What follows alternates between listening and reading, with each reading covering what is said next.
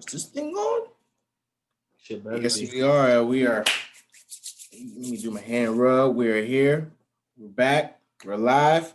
It's another week of Malta Talks, baby. It's a safe place where we keep it player, where we keep it kosher every time, all the time. It's your boy SL. You know, T on the other camera. How you doing, B? I'm doing good, man. Okay, you know what I'm saying? You Feeling live, good. still kicking? Huh? Still alive, still got a job?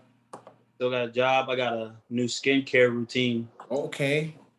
You know, Hey, it King. started. You know what I'm saying? Listen, nigga got an exfoliator. Nigga got a moisturizer. Shout out to a good woman in your life. They'll help you out in some areas.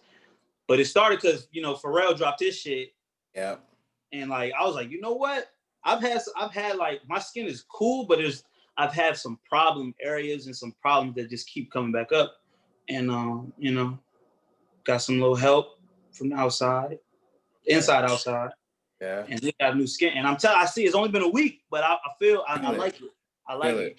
Okay. You know what I'm saying? Some you know, you stay down during the wintertime. So when the summertime comes up, hopefully, you know, things is out, we outside. You know what I'm saying? Your skin will be glistening, you know what I'm saying? Beautifully, man. And listen, I want that rich nigga skin. Like, you remember Nipsey, like niggas when they get rich be like, niggas skin be looking great. I just remember Paul's Nipsey Hustle. I'm like, this nigga's skin just look, you know what I'm saying? I need that glow. Money will do that for you. But I mean, besides, money is a real catalyst of that. But you know, skincare is a good, you know, addition to that. Oh yeah, we get money too. So, you know, it's gonna be a wonderful progression in life. We're gonna continue to elevate. But how are you, man? You know what I'm saying? Like you said, get into the money. You know what I'm saying? Trying to end the year off strong. End the year off with money in my pocket, with help, air in my lungs.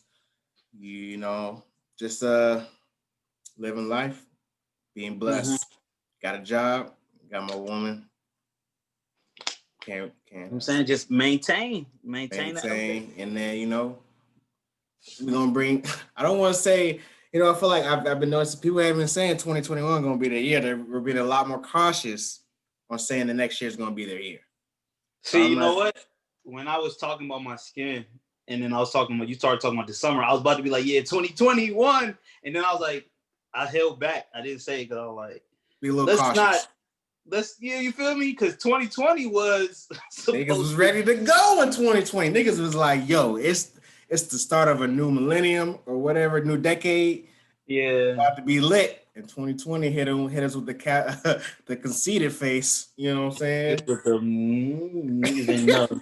So like I was even like just talk about it. I didn't want to say 2021, but every day is gonna be a better day. So we're just gonna make it micro instead of the macro. Yep. Yeah, man. You know, hopefully, you know, as we get closer to the new year, I think this will be a year of real reflection for people. Even though you're supposed to reflect every year, but this is one of them years where I'm gonna spend a couple of days reflecting on what I have been through or what the people on this planet have been through. So, you know, we made it. You know, hopefully, if we got it's the 6th today, we're recording on a Sunday. We got about 2 weeks left. Hopefully, there's no fuck shit or funny shit that goes on in between now and to 2021. Even though, you know, 2021, there's nothing to say that more fuck shit will happen. Yeah, man. But at least let's end this year off with no fuck shit.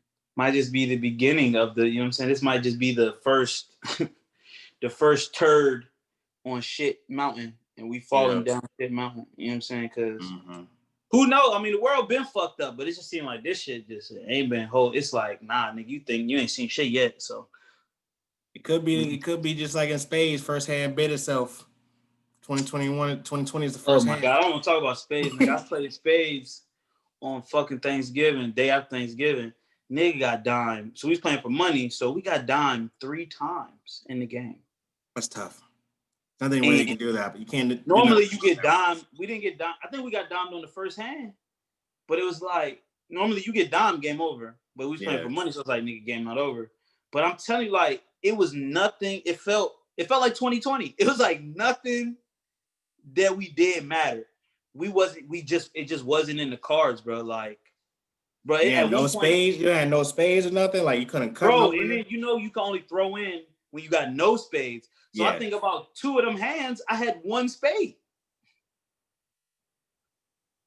So it was just, and it wasn't like we weren't playing well. It was the cards just was not fucking with us.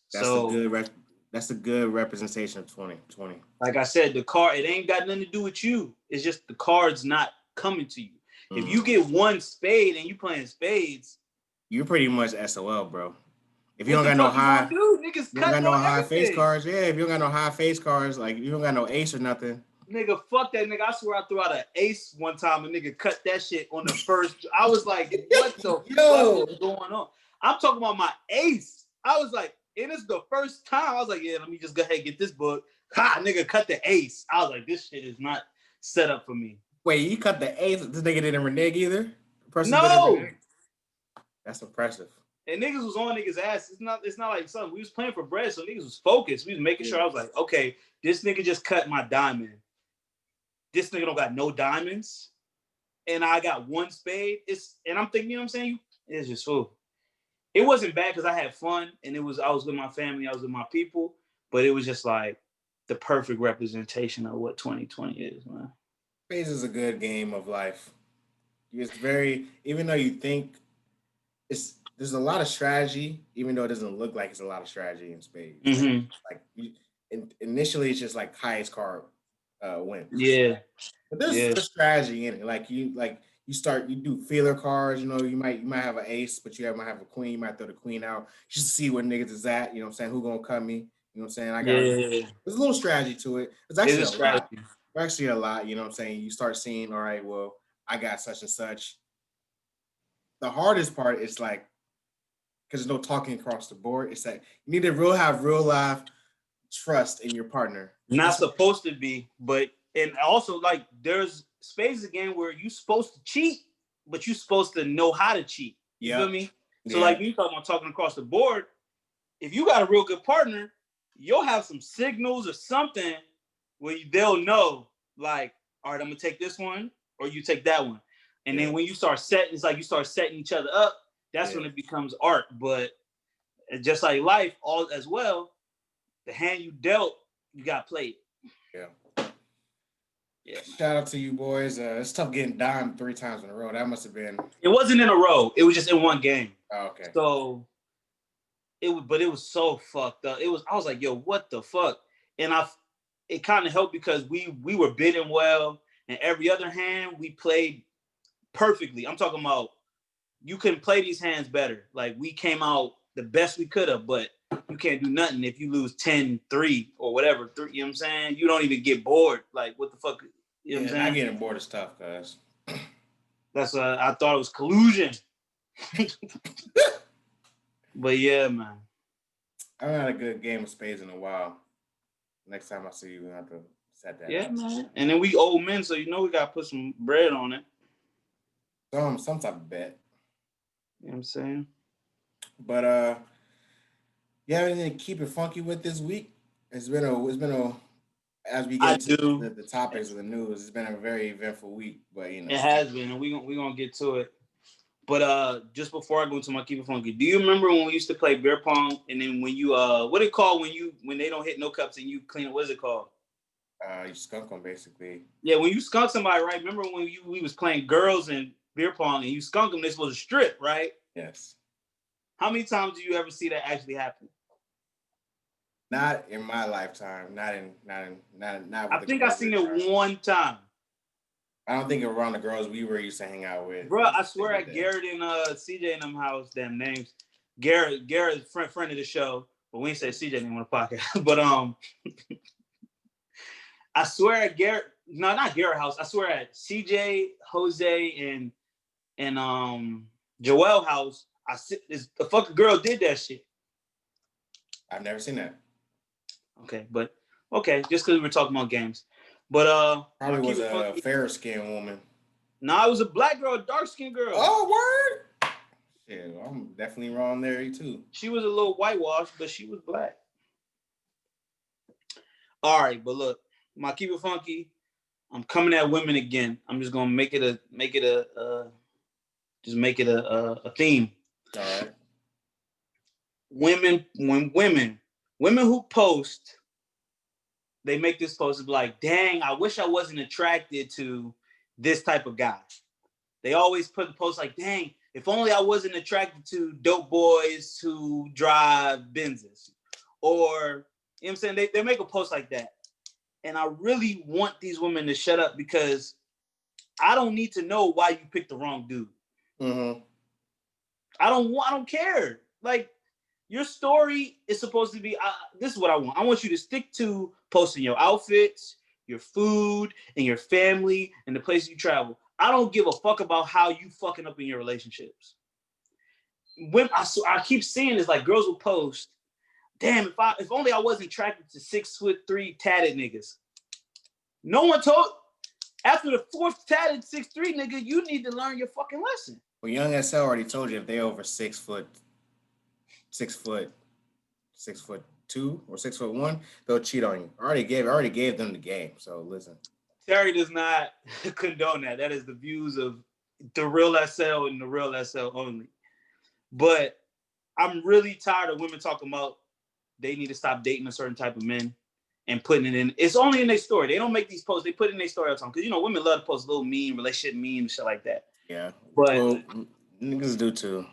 Niggas do too. But them niggas need to stop too, bro. Post your food, your family, your fits, and wherever you traveling, and keep it fucking moving. And your thirst traps. Do that. And then keep it moving. I don't give a fuck about how you're failing in your relationship. I really don't. And you're dating. Yeah, that's a group chat of your therapist. Especially someone, I wish I would stop dating men who love sea salt. I need to start dating men who love iodized salt. Like, what the fuck? Is that a real post? That was a joke. But that's damn near what they be doing. Like, damn. Like, I don't care. I don't care.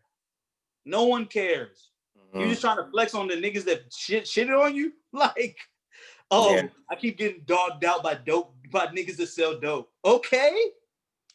Stop telling on yourself. They be showing their whole card. I mean, listen, I'm all for transparency and being who you really are. But your relationship woes and your dating woes, that's my Keep It Funky. Keep your relationship woes and your dating woes to yourself and your therapist. Mm-hmm. Don't share them with the timeline. You can even, I'm more willing to accept it on Twitter than Instagram. Because these Instagram stories, you're like, damn, I wish I wasn't attracted to bearded men. Shut the fuck up.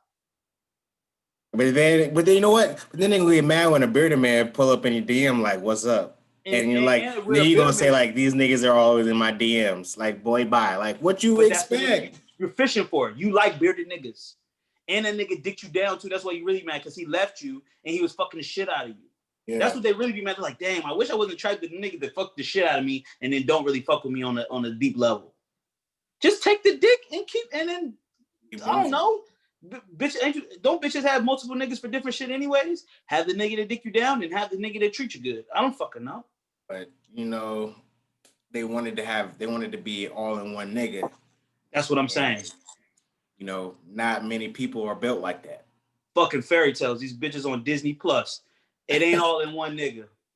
I want to piggyback off you on my Keep It Funky because we've been in our group chat. We've been posting this one relationship guy the last couple of days, and he's really showing me, which we already knew, but women and niggas and men really don't want the truth. They don't want the truth. They want the sugar truth cut. You want this truth cut. You know what I'm saying? Like they cut the dope a little bit. They don't want the pure truth. They don't want the pure truth. You know what I'm saying? Because there's a video that's been going viral. I can't remember the man's name. Brother. It's not Brother X. Fuck. Continue. I'll figure out his name. So like this man's been going viral recently, and he's probably been doing this before, but you know how things just resurface on the internet when somebody catches it. But he's I guess a relationship guru guy, or just a man that gives advice, like many people give advice on the internet. But he has been going viral the past couple of days because he was giving this one young lady advice. It seemed like she was wanting a man with baller pockets, uh, but she didn't have some of the assets that he was giving her game on. So he was telling her, you know, she has a 13-year-old son. She doesn't really look. She's average at best looking, right?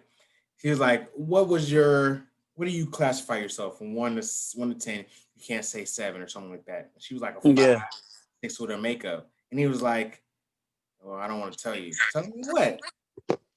He was really not trying to be mean to her. He wasn't trying to be mean. He's like, look, you're not a bad bitch. He wanted to say, like, you're not a bad bitch. Yes, you might have money, but niggas with money, men with money, lots of money, the demographic you're going for, they don't really care about you having your own money.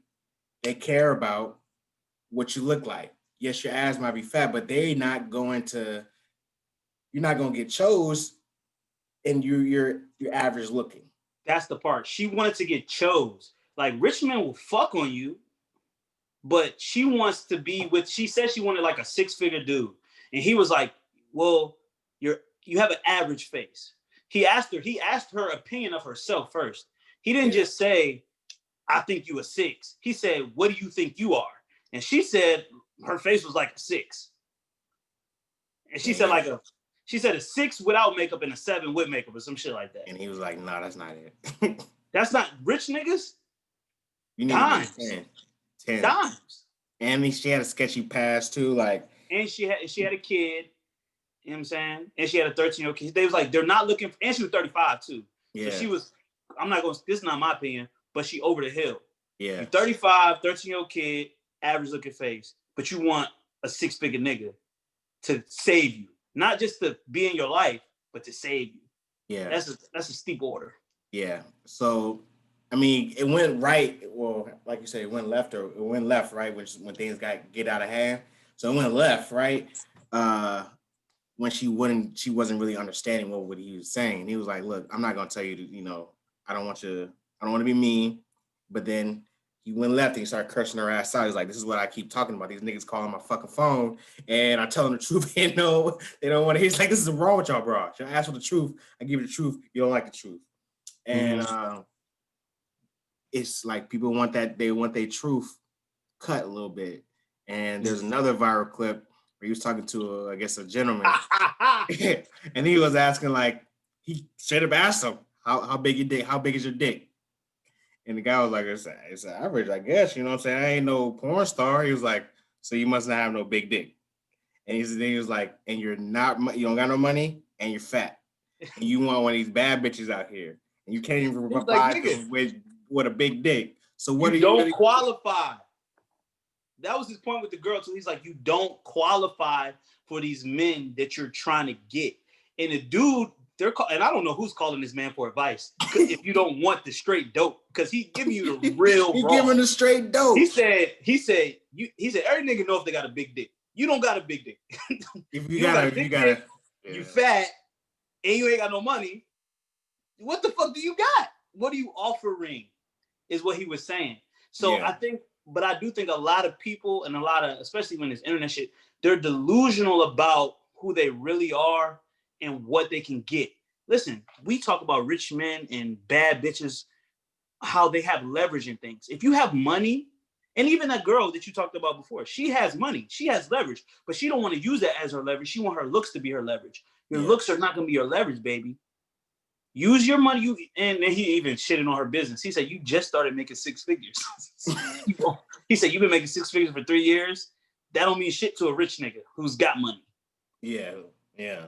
But also I would say this to your raw truth thing.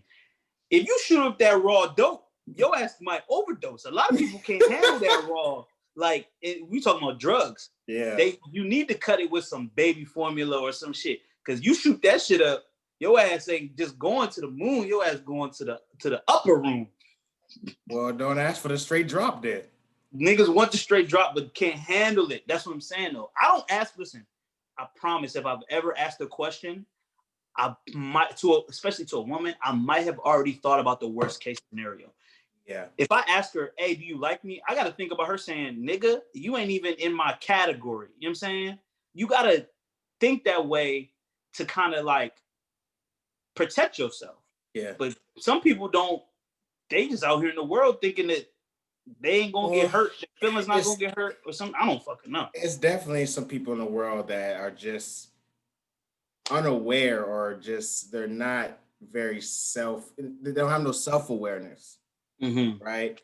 You know what I'm saying? The lady, she might think highly of herself in terms of her business career, her body. She says she has a nice body, but you know, I don't think she was aware of this area. You know what I'm saying? That's tough because everybody thinks they're nice. You know, everybody thinks they're sexy or whatnot.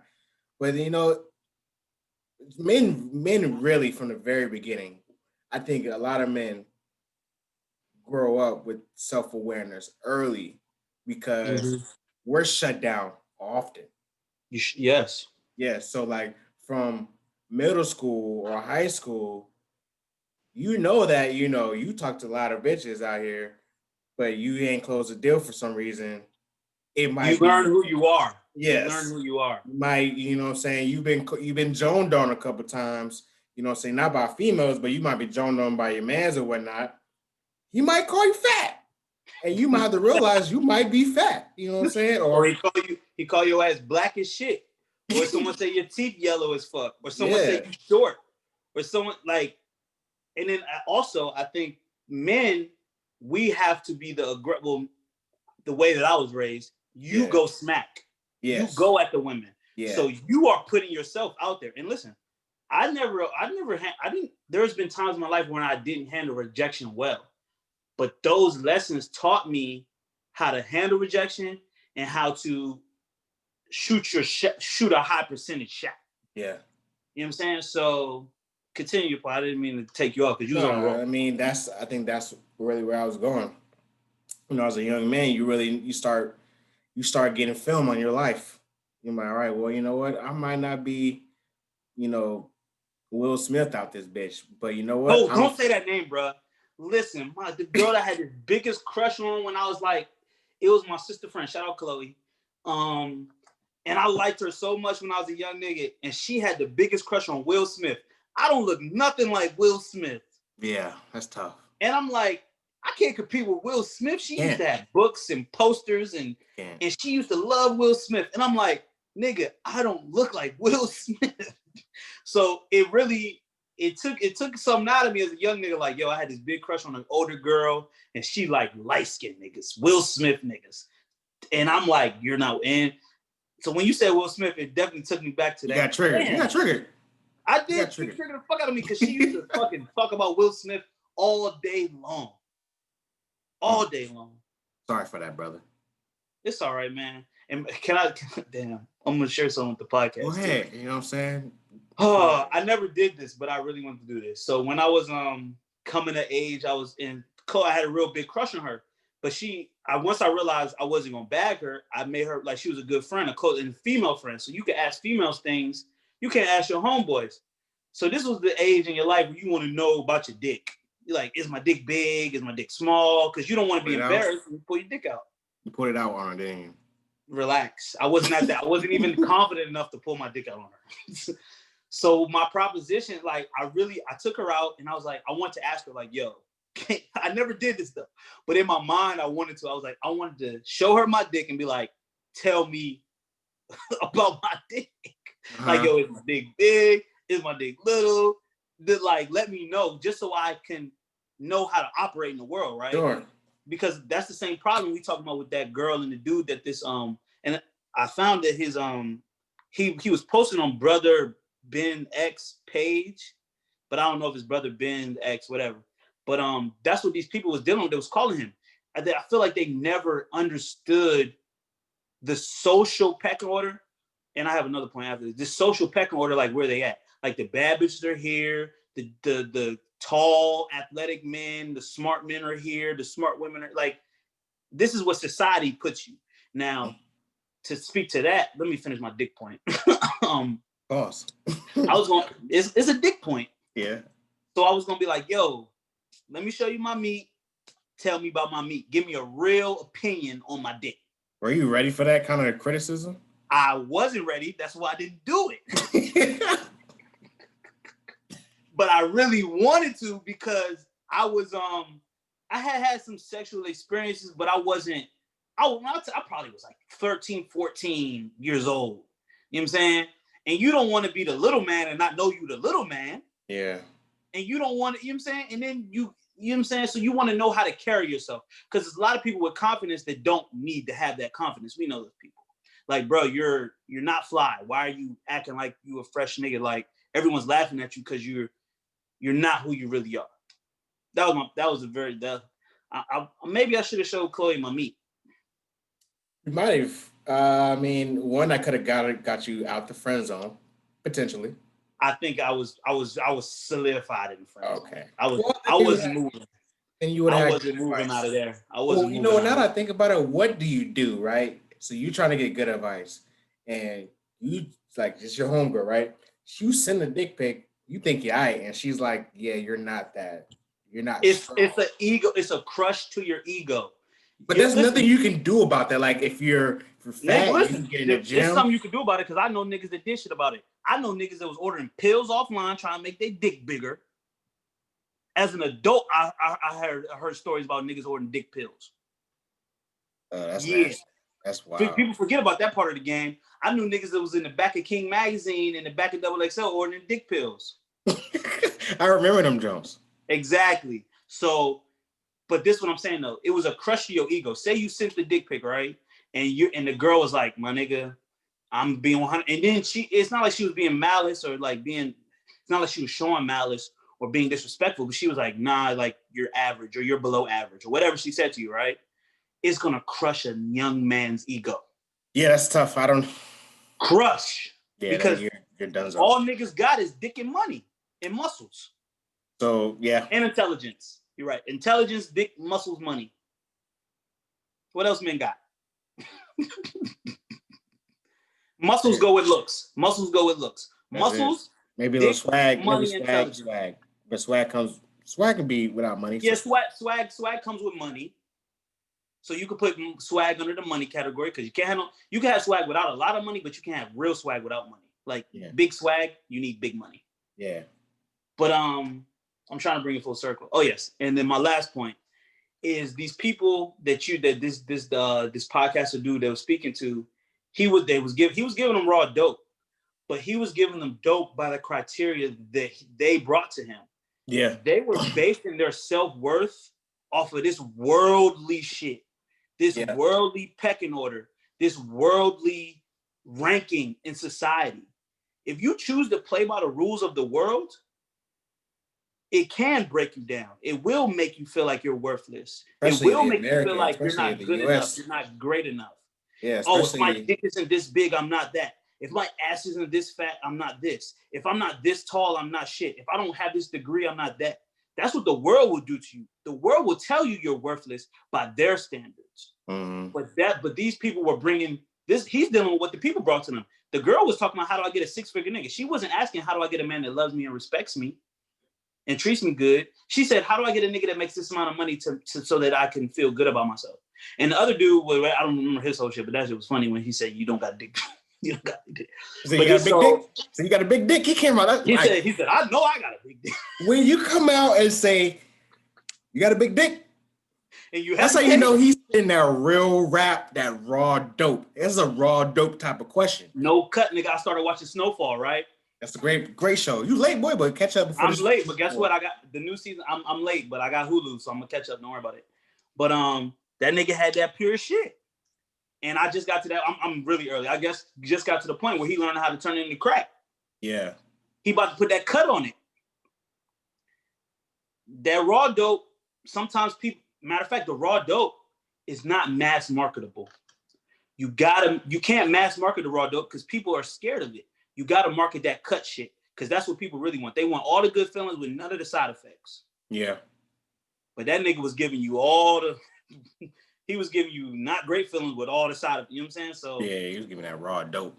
That raw. That's what happens when niggas smoke that weed too good for them. They start getting in their head. They're like, yo, this weed is too strong. You want to talk about full circle? Mario Winans.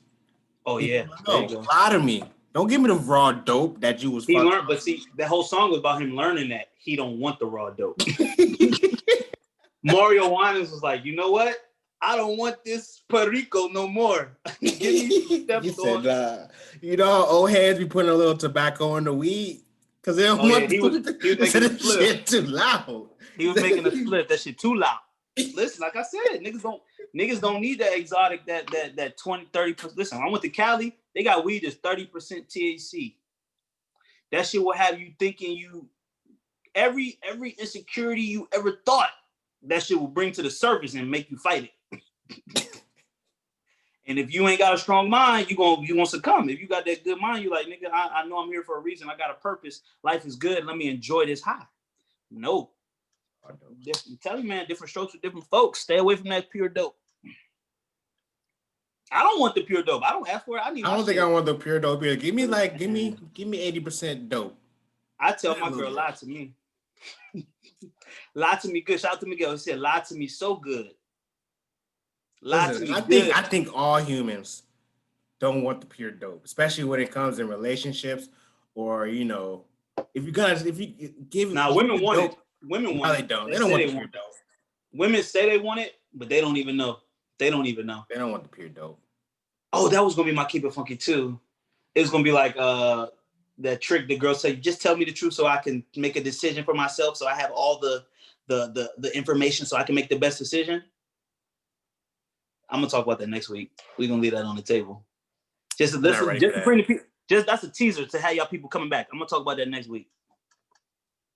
But yo, Chris, we got to post these videos, or at least put the link to the Jones on the page, because these videos were hilarious. They're gold, son. So you got a big dick.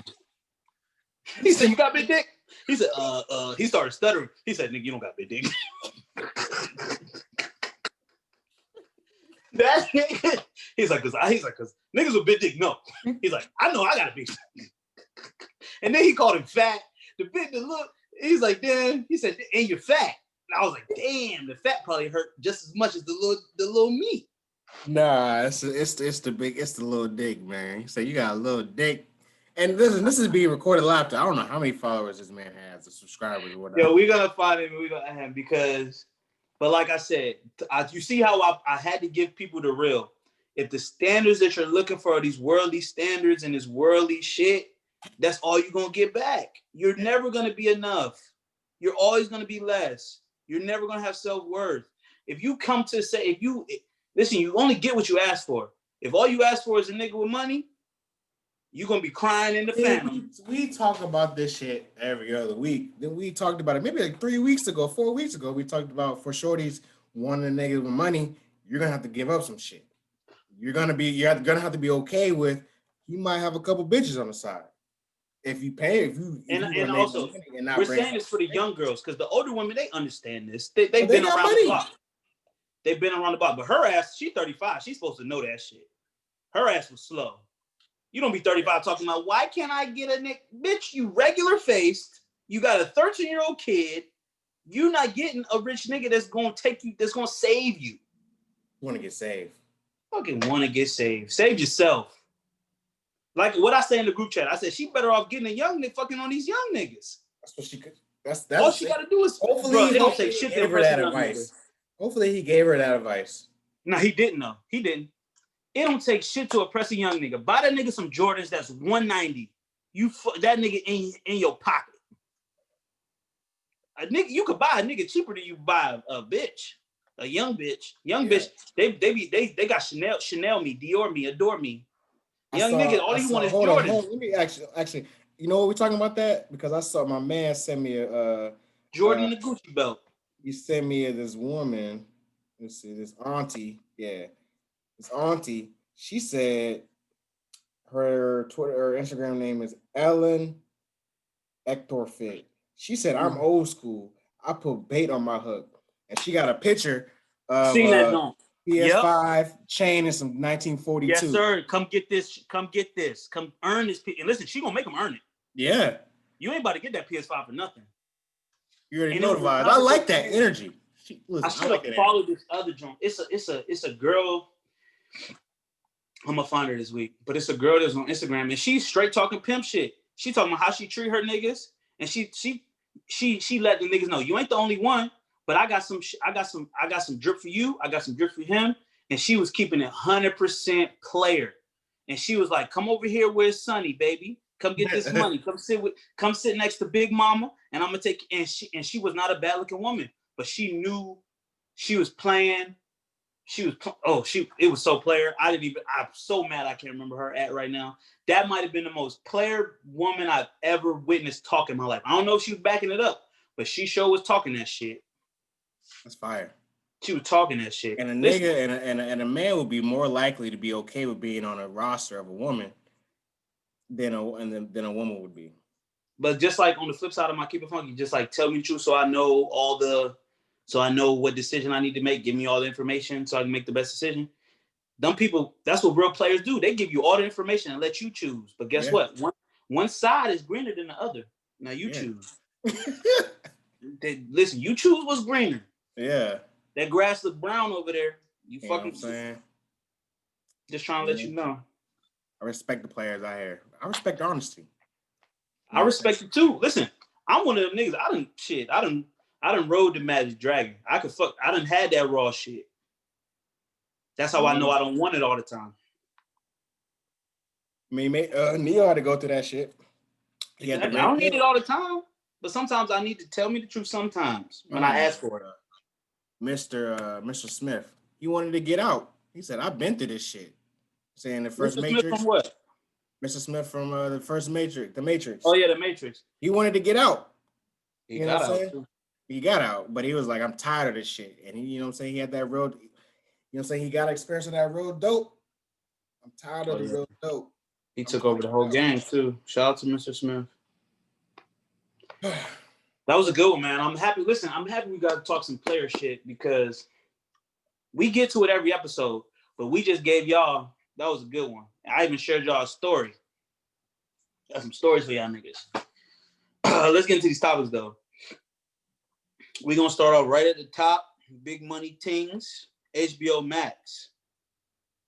They are partnering with Warner Brothers to have theatrical releases come out the same time that they come out in theaters. I minimize the page. I guess the same time that they come out in theaters, they're gonna be releasing on HBO Max. So and HBO has been a leader in entertainment since I've been alive. Yeah. And they're continuing to do it into 2020, 2021. HBO Max is probably my favorite streaming service. They got Reno 911. Have you been watching Reno 911? That's my favorite show. So Reno 911. Listen, that's all I've been watching. You need to plug me with HBO Max. Max. Say less. I'm gonna send that over to you right after we get off this call. All right, bad. But because I've been streaming, I'm a scammer, so I've been finding different links here and there. Oh yeah, but Reno 911 is on HBO Max. They got the Fresh Prince whole thing. Shout out, we didn't talk about this on the episode, but the Fresh Prince reunion show is one of the best reunions that I've ever seen on television. Yeah, I watched a little bit of it. It's really and the following Red Table Talk, which wasn't on HBO Max, but was on Jada's Facebook page, the Red Table page with Will Smith talking about the first on Viv was dope as hell too. So HBO Max is killing it. So let me read this. Warner Media is making a clear bet for 2021. Its slate of movies won't generate the revenue its studio division needs, but it can help boost HBO Max's long-term success. The company announced yesterday that every one of its 2021 movies will debut on HBO Max in the United States at the same time they play in theaters. They'll be available for 1 month at no extra charge and available to stream in 4K HDR. It feels inevitable shift. COVID-19 cases are surging around the world again. New content and streaming services driving up, and Warner Media needs to figure out a way to keep its revenue coming in. Boom. Big money things. Yeah, I love innovation, bro. Gotta love it. I mean, it's something. Go ahead. Something that's gonna happen before. It's gonna happen. It was gonna happen regardless. But the fact that they spearheaded this, I'm excited to see how it is. I mean, people ain't going to movies like that anymore. So. Yeah, man, it's hard to I've actually been to the movies since March. I went one time, and the theater was, I promise you, was 7 to 12 people in the movie theater, including me. And I know that industry is losing money and is trying to find a way to reinvent itself. This is the first way it's going to do it. And HBO being the first people for a whole, what do they call it? A whole film studio to partner with. It seemed like it's going to be cool. And I got HBO Max, and I'm going to pass it on to my bro. HBO Max is doing well for themselves. Yeah. How do we get in that door? Max. And it's Netflix got to go back to the drawing board, bro. They need to do something different. Their original content isn't hitting like it did. They still have the comedy shit kind of cornered, but their hits are becoming fewer and far between. You know what I'm saying? Their hits are coming a little bit later. Staying in the media space, in the innovation space, I suppose. There's a fight that just got announced. Floyd, Pretty Boy, Money Mayweather will be fighting in an exhibition match. Jake Paul, the YouTube white boy. Yeah, I don't like this. I don't like this at all. It seems very. So my pro-black mind is one. Floyd is a undefeated boxing Hall of Famer legend. You don't need to be doing this for clout. This is definitely a clout grab, move. You know what I'm saying? You don't need to do this, even if it's an exhibition or whatever. You know what I'm saying? Especially for this white man who doesn't hold a candle to you in terms of boxing ability. He's only had 2 fights, and now he gets to fight the greatest boxer of all time. That's white privilege right there. Like, you know what I'm saying? Like, I don't like this at all. It's very clout chase. Like, I don't like that from Floyd. I mean, and now this white man, regardless of it's not a real boxing match or anything like that, he's about to get the bag. There's a bag involved for this. There is a big bag involved. We coming off of Tyson Jones, the dude brother Jake Paul, Nate Robinson, and boxing. And this has been a conversation around boxing for a long time, especially since MMA and the UFC has been kind of rising. The lack of a draw, the lack of real stars in boxing in particular, because there's a lot of shit. There's different divisions, there's different belts split up amongst different people, specifically in boxing. And these exhibition fights, when Floyd fought McGregor, that was one of the biggest pay-per-views that in forever. Yeah. You know what I'm saying? And big money for Floyd. And but when you speak of the white privilege, it's for show, bro. The trolling, the clout, all that shit, as much as it's not how I operate and and the things that I look up to or even fuck with, there is equity and there's money in that shit, bro. Supposedly, this shit started from a tweet that Jake Paul made when he said, yo, I will beat Floyd Mayweather in a street fight, an octagon, whatever. I'll whoop his ass. This is from a troll tweet where he said, let me tell you this. If I caught Floyd in a real fight, street fight, whoop his ass, I'd whoop his ass. And then he said, MMA, octagon, whoop his ass. Floyd responded and said, these YouTube girls better find some Barbie dolls to play with because I'm not the one for games. 3 years ago, a fighter in the UFC said my name, had to put a muzzle on that bitch. Logan Paul, you can get the same treatment before I go conquer Japan again. And I'm just going to say this for the record. In a boxing match, I don't give a fuck who Logan. I don't give a fuck. Unless Logan Paul was 7 foot, was 6'5", 300 pounds. If you are in anywhere within 50 pounds of Floyd Mayweather, he's going to beat your ass. That nigga been doing nothing since he was born. Then you've been doing this shit for however long.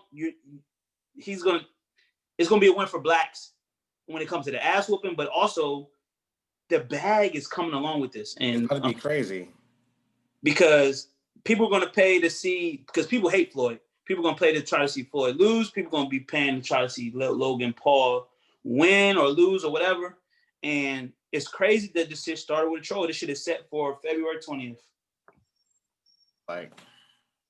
And it says the greatest Mayweather. Like if you wanted to get back into, but see, this dude weighs 199 pounds. He weighs 50 pounds more than Floyd. But like I said, if it's And that's what I said. Anything within 50 pounds, I'll take Floyd. But even he could weigh 250 pounds. Floyd is one of the best technical fighters of all time. His hands are still faster than most boxers in the game now. Like we said last week, you can play lots of things, but you can't play boxing. You can't play boxing, bro. And Floyd has beat everyone he has went up against. 50 unless these are professional niggas who've done nothing their whole lives but fight. You know what I'm saying? Like, exactly. Unless he plans on this is not MMA. You can't take him down and wrestle with him. You got to use them hands. So. And Floyd, listen, I don't care if Floyd's 50 years old. If you're just talking boxing, come on, son. I'm sorry. And that's why I don't like it. I don't like Floyd doing this, bro. You're giving his white man. But see, the money is Floyd. But I will say this though, just like the McGregor fight, this kind of leans into Floyd's. I can see Floyd doing it because this is something he's done before. He's fought someone who's not a boxer. Floyd is all about money, and this is definitely a money play. So I know I'm gonna be watching it if the shit go down because it's been this after the Tyson Jones, Logan Paul, Nate Robinson, and then we just had Earl Spence and Danny Garcia fight last night after we're recording this. Before we're recording this, the fights have been getting better. And my man Terrence Crawford beat Kell Brook not too long ago. I'm looking for Terrence Crawford to fight Earl Spence very soon. That shit is gonna be so crazy. Yeah, man, fight hype is building again, man. It's not like, in the 90s, I guess we have Mayweather and Lennox and Evander Holyfield but it's these YouTube stars who think they want to get in the ring is making some shit swirl. Going right to the next shit, I talked about Danny Garcia, Earl Spence. That fight happened a day before recording. Earl Spence won decisively. I was actually rooting for Danny Garcia. But Earl Spence, after coming back after his car accident, handled business. Yeah.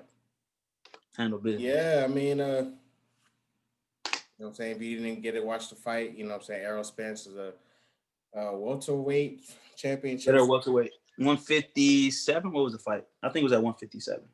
Yeah. Before that, he got in a really bad car accident. Just a little bit of history on him. He got a really bad car accident. He got flung from the car he was driving in his Ferrari. In the accident, he got flung out the car. He almost died. And for him to come back and fight at a super high championship level is, all you got to do is tip your hat, man. It's respect, bro. You know what I'm saying? Respect. Shout out to Earl Spence.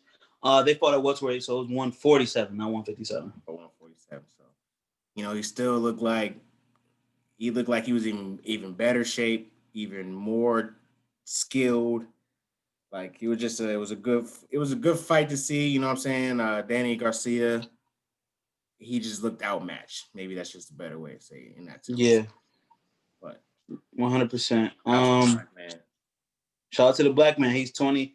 I guess he's 27-0 now. Arguably pound for pound. He needs to fight Terrence Crawford. It just needs to happen. But see, that's when I was talking about them belts and the divisions being different. Like Terrence Crawford fights for top rank. And I believe Earl Spence. Let's see who Earl Spence is. And Earl Spence is with somebody else. So like there's a lot of politics that go into these boxing matches coming together. That's why like Floyd didn't fight Pacquiao in their prime and shit like that, because it's really hard for the two sides to come together, especially in boxing. When you got an undefeated fighter and you're promoting them, people protect them a lot. They protect them a lot, and they don't pit them against the people who are obviously going to be like the people that we want to see them fight. So yeah, man. So moving on, but sticking to entertainment, this is kind of a sad story. Tiana Taylor, who put out she was on Instagram. She went live and talked about it. She's retiring. She said she's no longer gonna make music. She's done with the games. She's done with the politics. She's done with the record labels, especially Def Jam. And she spoke on it, and she seemed coherent, and she seemed like she was really tired of all the shit because I'm not in the music industry. I don't know all the ins and outs, but I know that it's a lot of shit that goes on. Yeah. And I think this is also a response, not fully, but a response to the Grammys. She was not Grammy nominated. She came out with a very solid, good R&B album, just as good as everyone else who was nominated. And she was overlooked. So she's talking about retirement. Yeah, man, I wish the best for her, man. You know what I'm saying? Like you said, there's a lot of shit, politics, just like in boxing, there's hella politics in the music industry. Mm-hmm. And I think she's such a real one that she's tired and she's tired of playing the games with niggas. You know what I'm saying? Like, you said, I think I don't know if we was talking about it in pre-pro, you might have just said it, but she had a bad rollout with her first album, Yeah, whatever album Kanye. she had, the Kanye joint ruined her shit, and then like she came back with an even better project, which is whenever it came out, I think it came out 2019 or whatever, one of the better R&B projects. Period. Not I even. still play songs from that shit to this day, man. Booming with Future. You know I'm a Future fan. That shit cranked to this day. But yeah, man. Continue while I search for her. So I mean, one thing she said that I don't remember the whole live, but one thing that she said that caught my attention was like, for my mental health aspect. You know what I'm saying? Which is very important, man. She got two young kids, and you know what I'm saying? People preach, don't give people your energy that don't deserve it. Mm-hmm. And I mean, she is a creative in every sense. So I'm pretty sure she'll be able to bounce back and, maybe not do music, but she directs videos. She's a businesswoman. Yeah, Spike T. She's a businesswoman. She's got her nail salons. She's very jiggy. I'm pretty sure maybe she'll get into fashion. Shout to Harlem. You know what I'm saying? So there's different avenues for her, and music. People, when one door open, you know what I'm saying, another one. When one door closes, another one opens. So I'm excited to see what she does. Maybe she can give Iman Shumpert some help in his music career. Oh, she could definitely help him visually for sure. Yeah. The album came out June of 2020, June 19th. Oh damn! I thought it came out last year. Exactly. That's how long this year been. But it's literally called The Album. So it was still one of the better R&B projects of this year. 100%. It's in my library. And like I said, she had good songs on here. Low Key with Erykah Badu. Let's Build Quavo. That's my shit. Booming. Missy Elliott Future. 69. Wrong Bitch. Shoot It Up. Like she had shit, bruh. Even a song with Diddy's son, King Combs. How Do You Want It? That video was dope. She has a Lauryn Hill feature. It's other people said it, like how many people say they're gonna retire and actually retire when they say it. We hear it a lot, even in boxing, any sport, any type of thing. Like a lot of people say they're gonna retire, but don't. Hopefully that's one of these situations that she's just really fed up and she just needs time off and she could come back and give us some more dope shit. I don't want to interrupt you. I want to interrupt you, but this just came in. Gervonta Davis challenged Jake Paul on a fight for the undercard. Oh, that nigga gonna die. Jake Paul do not fight Gervonta Davis. That nigga grew up in foster care and he from Baltimore. Do not fight him. And Gervonta, that nigga 6'1", Gervonta's what, 5'6"? That nigga I still take Gervonta. He gonna break his jaw, bro. But listen, the money is there because these white YouTube motherfuckers, they have millions of people. Like we say America is what, 71% white, 60-something% white. That's who they know. That's who they follow. Let me look up on YouTube, see how many subscribers they have. He got more than 10. His YouTube and then also his Instagram. They have. Jake Paul has 20 million subscribers. How many? 20 million. Jake Paul has 20 million on YouTube. That's the younger brother. The other brother is bigger. And Logan Paul has 22. They have 40 million subscribers combined between both of them on YouTube. That's money. That's all that is. But like I said, so the United States especially, 70-60% white, whatever the percentage is, that market is so big that the bag is just like, it's out there. And like, when we talking about building wealth, like it makes sense to fight these motherfuckers if you're going to get double what you get if you fight a fucking actual boxer. So that's brazy. That's brazy. But another bout, since we talking about bouts, Keisha Cole, Ashanti. What's Ashanti last name? You don't know it. I don't know. Probably Williams. Ashanti Douglas. Well, we go by Ashanti, so. Yes, they are gonna be in the next verses. Yeah. I love these women verses. I've actually watched more female versus battles than I have the other ones. But I got a bias. You're a Keisha Cole fan, huh? Keisha Cole was my baby. Like, she was in my top 5 106 in Park days. Like, Keisha Cole did it for me. You know what I'm saying? Gap, no gap, Keisha Cole. So I'm biased. I'm riding with Keisha, just Team Keisha. You know what I'm saying? I'm Team Keisha. But Ashanti is undeniable. The shit she did with Murder Inc. What do you think about this shit? So I'm a big fan of both. I think Ashanti just got some of them undeniables that Keisha probably don't got. Mm-hmm. Now, and I would say Keisha might have the bigger repertoire in terms of 20 songs. She might have more to pull from because she has really good albums. But when it comes from them haymaker times, Ashanti got a couple of them James, boy. She got more than a couple. You got that and like I said, that Murder Inc. shit was undeniables, baby. You know what I'm saying? And if she get in her writing bag, she could be a little spicy. Play the J-Lo verse of I'm Real, because she wrote that. Indeed. So she could get a little spicy. Like, I'm going to go Ashanti 12-8. 12-8? I mean, listen, I can't even give you 11-9. 11-9 Ashanti. 11-9 Ashanti. I can't even give you a round, but I just know Keisha has sneaky jumps that I feel like she's definitely going to pull out in whole grooves, bro. Love, I never knew, bro. Niggas, I was never even been in love. That's a win. That's a win. Like, and then like she got Kanye feature, she got Missy, she had shit too. So I would definitely be tuned in. I look forward to it. Versus keeps coming with it. Next Friday, next week, right? Next Saturday? Yes, the date it's very soon. December 12th, for Christmas. December 12th. That's a Saturday. So when you ain't gotta go outside and risk COVID, you can be inside and watch the versus battle. You gotta drink wine that night, baby. Yeah. You gotta have a glass of wine. You gotta have a glass of wine on that one, boy. You're gonna have to have some wine and some wine and weed.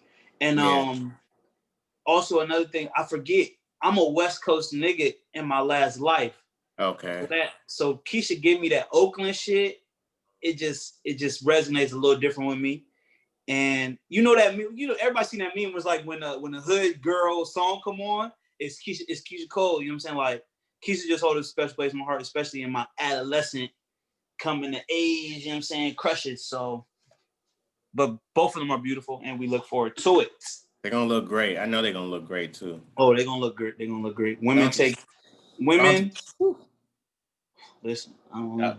Listen. Listen. I don't play with I don't masturbate like that. But Ashanti and let me be quiet. Let me be quiet.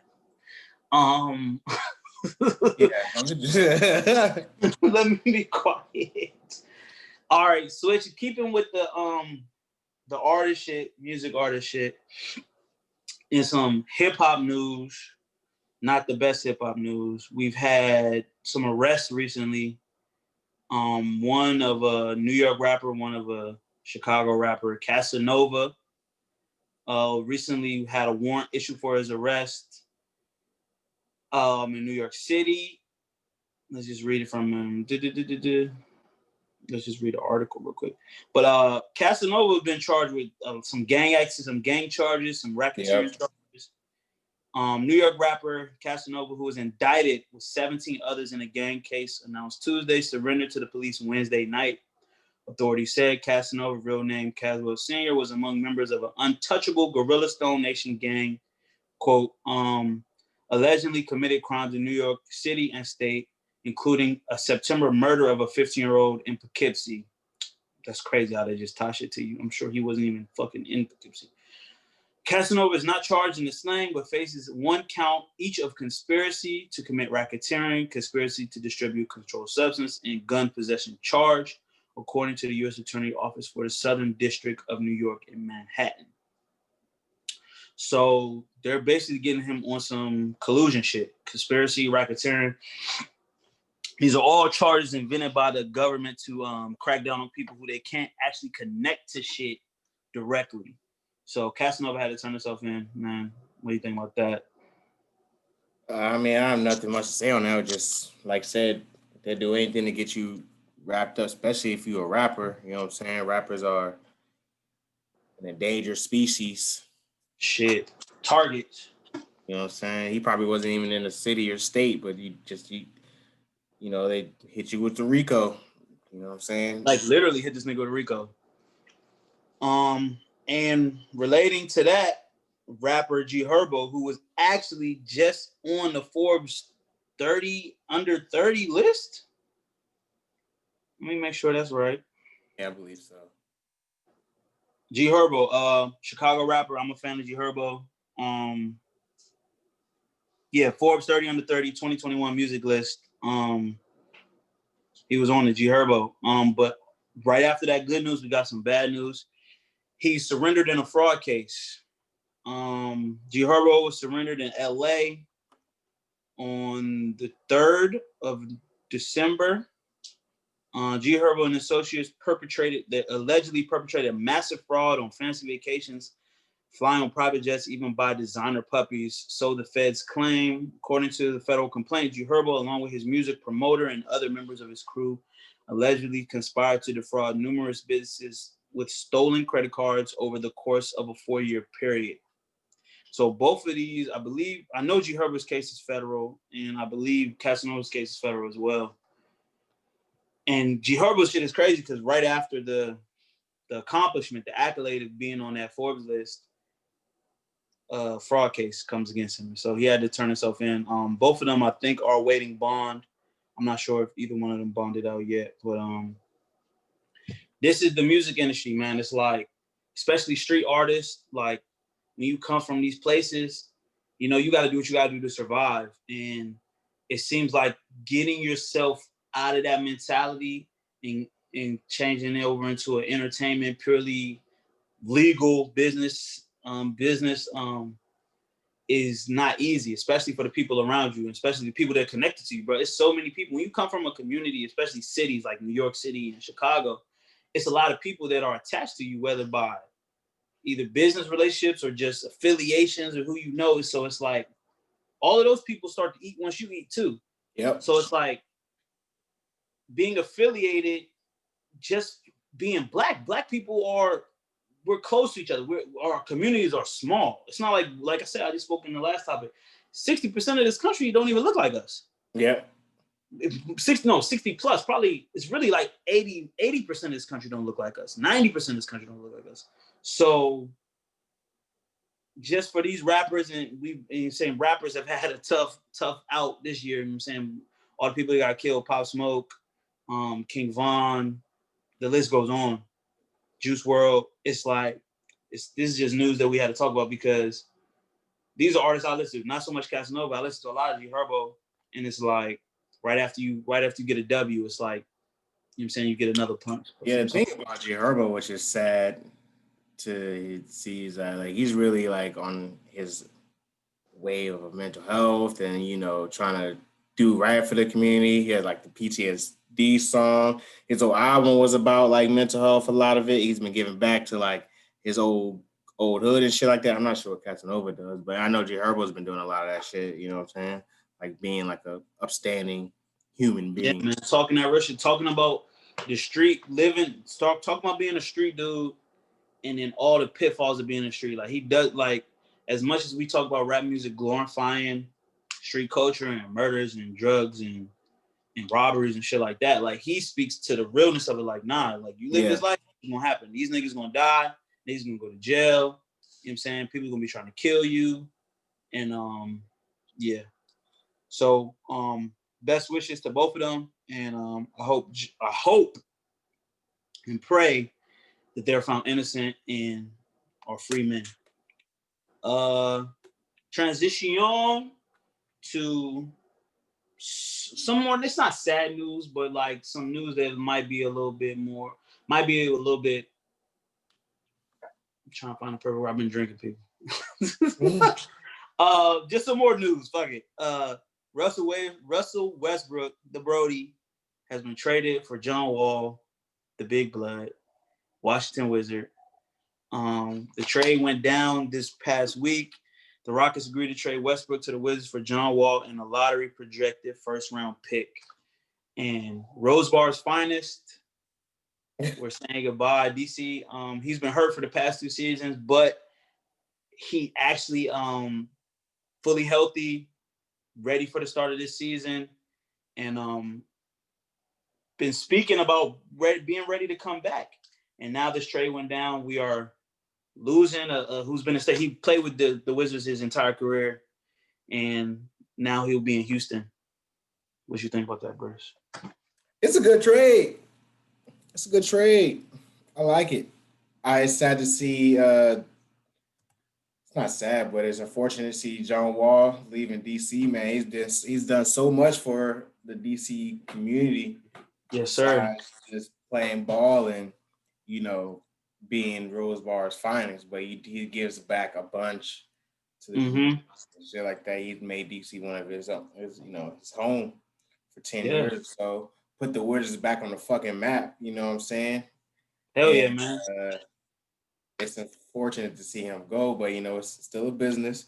Russell he's an MVP 3 years ago, or whatever. Listen, I'm like, it's bittersweet because like John Wall, 2 blocks like I'm John Wall, all the shit he did for the city, the Dougie, you know what I'm saying, being a hooper, being an all-star. But I'm a Russell Westbrook fan. He played with the Thunder before he went to Houston for this last year. And I know that he's a dog and he's going to be fun to watch him play in DC. And like, it's a good trade, bro. I think both teams actually come out in good positions. The Rockets, who needed more of an actual point guard. Yeah. Someone to facilitate and create, push the pace, get to the rim, and less of a ball dominant person. I'm saying, like, he's going to facilitate more than score. You know what I'm saying? That's what John Wall.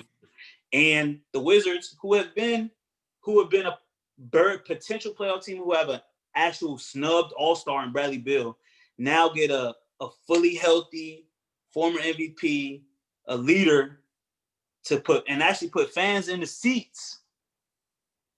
Not that the fans have been there, because like DC doesn't do bad in attendance, but like they fit. Like Bradley Beal is a perimeter player, or actual 2 guard who can shoot and get his own bucket, and then you have Russell Westbrook to complement that too. It's just a lot of go ahead. Not a bad deal, just a lot of emotions, Yeah, because like a lot of, like I'm from Alexandria. So it's a lot of outpouring that's been coming from the DC area just for like saying farewell to John Wall. Like he's really gonna be missed. He's been a staple for a decade. So, you know what I'm saying? I had to mention that. Shout out to John Wall. Much success to you. And hopefully he becomes an all-star again, because John Wall, number 2 pick out of Kentucky, a Raleigh native, where Chris lives right now. Raleigh. You know what I'm saying? So it's a guy we root for, So that's it for that. And we have this is the last topic that will transition us into our conversation. It's something that happened last week. It was a big thing on Twitter. And Twitter, Clubhouse, any app you was on, probably Facebook, I don't know, it wasn't on there. But it was a situation that happened at a brunch in, was it Dallas? It was in Dallas. Dallas, Texas. A Black-owned restaurant. There was an incident where the owner came out, made a big announcement to the entire brunch crowd about twerking. I guess he didn't like some of the activities that were going on in his establishment. And he spoke about the culture and wanted to be for the culture and wanting women to respect themselves. And how can he ask the men to respect themselves? The women aren't respecting themselves. And it's something that I wanted to bring him on this podcast because this goes so many different ways. We have a Black business, which we promote on this podcast all the time. We got some ratchet shit in there, which we all about. And it's a lot of intersection in this topic. But I just wanted to say my opinion on it because I feel like it's worth being said. A lot of people were defending and a lot of people were clowning the owner. And I made a joke about the owner. I said, this nigga acting like a bitch right now. Like, people twerking to twerk music is what's expected. You play some Megan Thee Stallion, you play some Juvenile, you play twerk music, people are gonna shake, people are gonna dance. We are musical people. We the drum is our people's instrument. Yeah. You know what I'm saying? Like, so it's kind of contradictory if you're gonna have that type of setting, but then critique people for operating how people do in that setting. But I wanted to make this point known, like, if you're an owner of something, if you come into someone's space and they own it, whatever rules they set for that place is the rules they set for that place.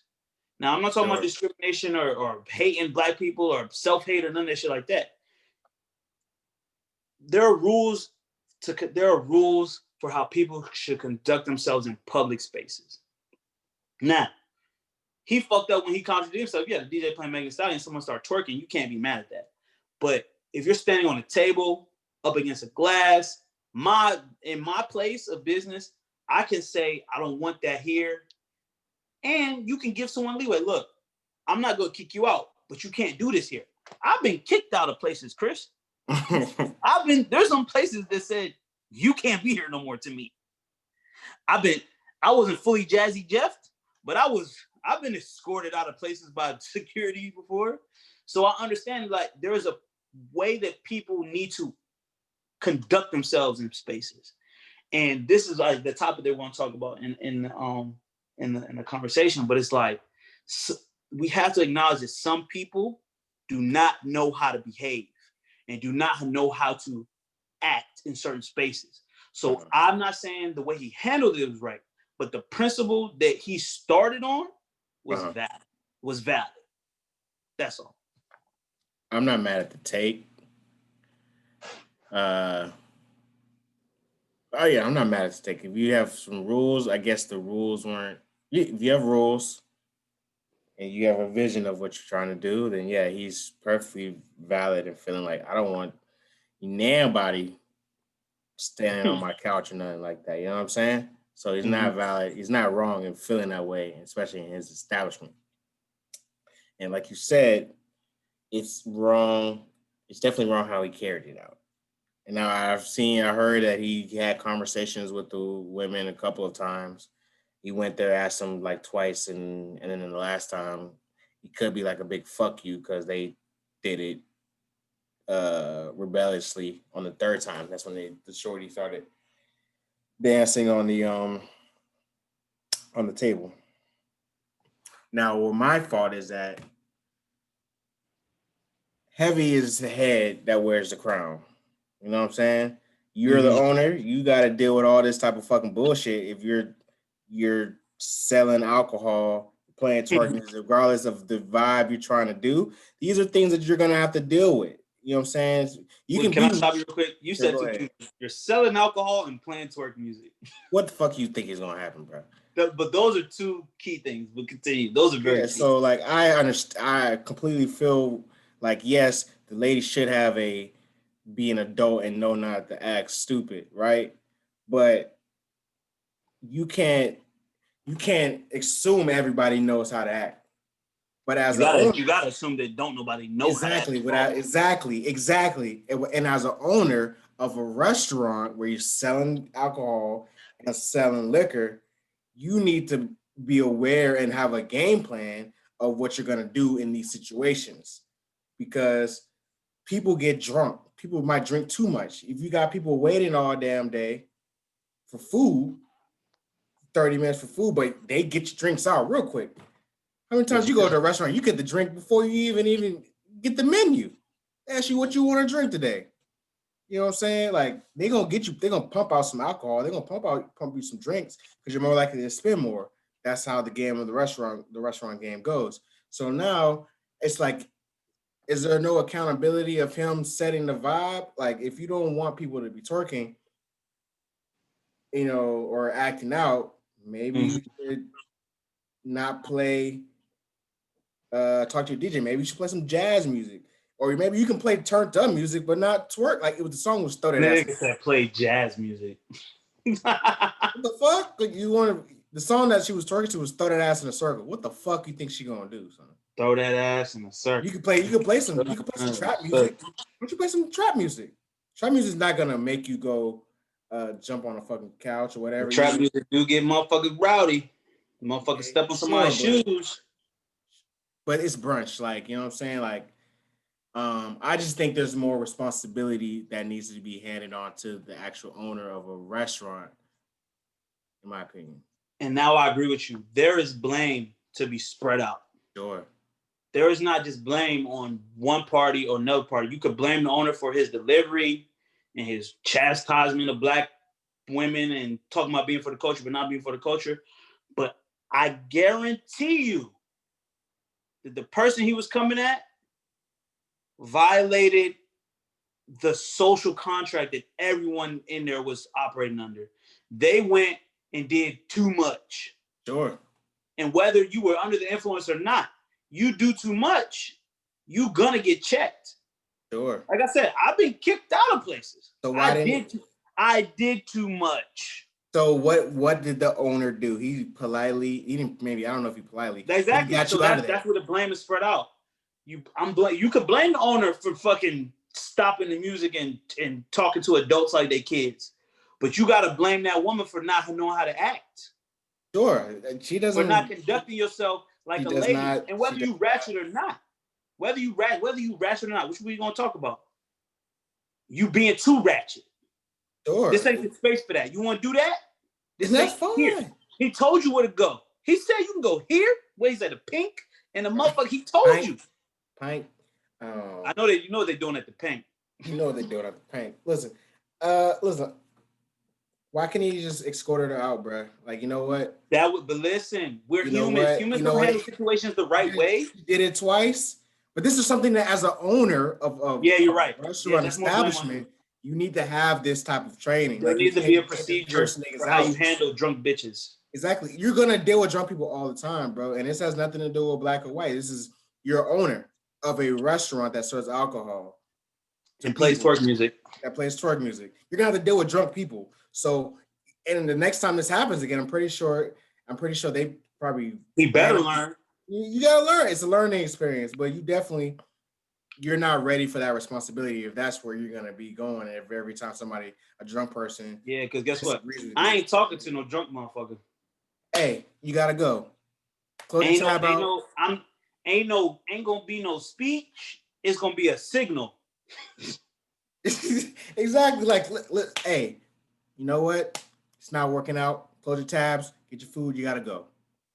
And now she causes a stink and puts a scene on after you told her to go. Now you don't look as crazy in the situation now because somebody's asking you ask somebody that was ODing to leave versus you cursing everybody to fuck out for niggas sitting down enjoying their food. Yes, like I said, the blame is spread out. It has nothing to do with. It was nobody. Listen, you getting to listen, and you can be in violation. Listen, I've been kicked out of places, but I violated in some places and then corrected myself. Someone tapped me on the shoulder and said, "Hey, don't do that." You know what I did? Okay, got you. I won't do that. That's it. But go ahead. That's all for the topics today. We can go into the convo. I mean, the conversation today kind of it goes straight off what we just talked about. Besides people acting out irrationally or being drunk or cursing people out, the restaurant situation really highlighted elitism, and specifically in the Black community. We're black, so we care about black people. Especially, I think this is a conversation that has been started to happen, but this has really prompted this conversation. And one thing about what he wanted to say was like, the restaurant owner was like, I wanted to have this be a nice, classy place for our people, or do something for the culture or whatnot, which is kind of rooted in a little bit of whiteness in terms of what is classy, what is high class restaurant and whatnot. Mm-hmm. And he showed a little bit of elitism because he wanted to, I guess, if those girls were ratchet, he wanted to get the ratchets out of his fucking club. Because he said, like, if you want to do that ratchet shit, you can go to these other establishments, basically twerking on fucking couches and shit. So we really need to have a conversation. Like, what is elitism? Like, is this something that is plaguing our community? Is it something that, what is it rooted in? What is elitism, especially in black community? Rooted in is a motherfucking question.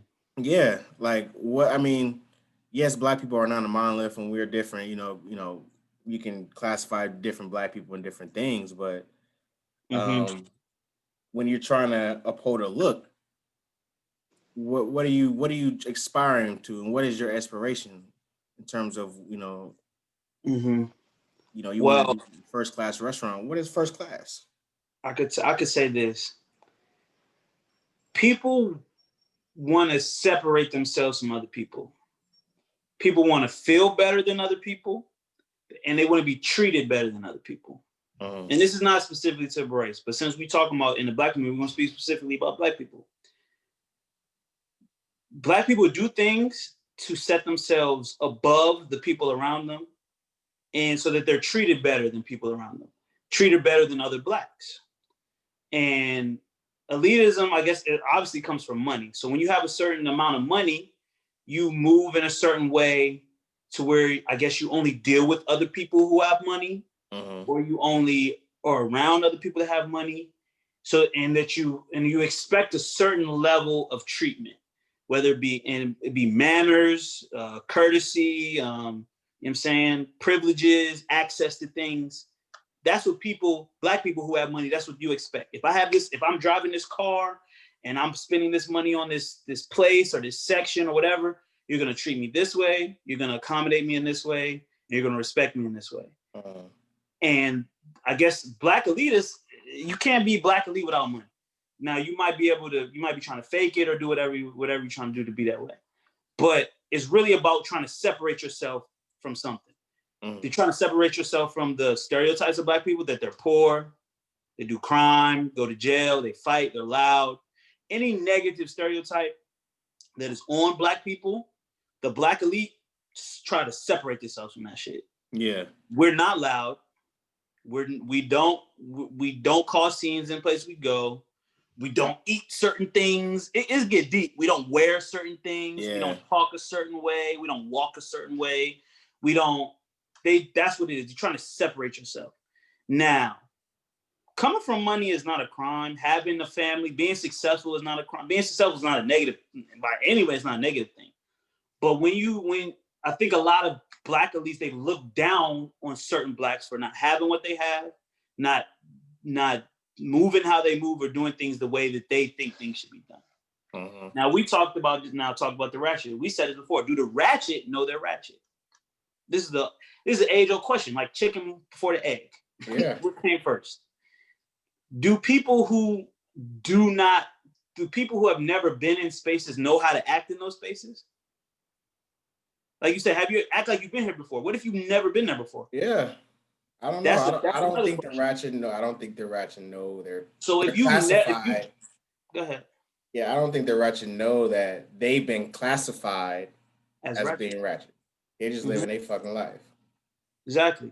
So, and it's someone perceived, especially in society, someone above them looking down saying they're not doing things how they're supposed to be doing, they're ratchet. You know what I'm saying? So, do the ratchet know they're ratchet? You can answer that question. No. Someone else is going to put that on you, which is out of your control as well. But it's like, the only thing I know for a fact is that some people deal with conflict in a certain way, especially we're talking about elite and ratchet. Ratchet people, quote unquote, deal with conflict in a certain way. People who call themselves elite, they deal with conflict in a certain way. They're not going to violence first, most likely. They're not going to verbal arguments first, certainly likely. Those people who think they're elite, they're going to call the police. They're going to call their lawyer. They're going to call the owner. They're going to, you know what I'm saying? They're going to do things like that. Ratchet people, you know what they're going to do? They're going to get in your face. They're going to confront you directly because guess what? They don't know the owner. Yeah. They're not calling the police and they don't probably have a lawyer. Right. And I'll say this. I wasn't raised with a lot of money. My mother had a good job. She provided for her kids, but I wasn't raised rich. I would call myself a middle-class kid. I had two parents for half of my life. I didn't go without food. The utilities stayed on for the most part. Nothing. I never came home. It wasn't real. I lived in a middle-class home. So, but I didn't grow up with a millionaire father, millionaire mother, none of that shit. I didn't have that shit. But I also didn't grow up poor. I didn't grow up in government subsidized housing. Both of my parents, well, my mother had a job. You know what I'm saying? We weren't on welfare. We didn't have any of those. I didn't have any of those obstacles. So I genuinely, when I think about myself in the spectrum of society and elite and ratchet, I find myself in the middle, I think. So I've been in places where I'm like, oh, these motherfuckers got money. These motherfuckers got real money. Yeah. These motherfuckers, they're the $20 to me is $1 to them. Yeah. $100 to me is $10. You know what I'm saying? Things like I've recognized like, oh, they're operating and they're moving around with a different sense of money than I am. Mm-hmm. And then I've also been around some places where I'm like, people think that where $20 to them is $100. Mm-hmm. Or $100 to them is you know what I'm saying? So I find myself in the middle. So when we talk about elite and ratchet,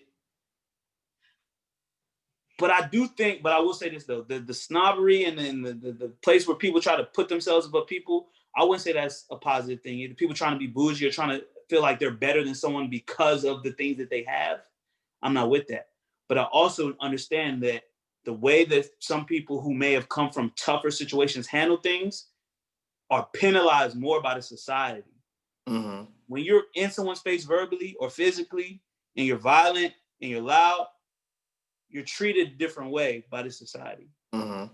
And that may be the only way that you know how to handle things because that's the environment you come from. Yeah. Yeah. So it's that's like, it's the way, I think the key is the way that you handle situations.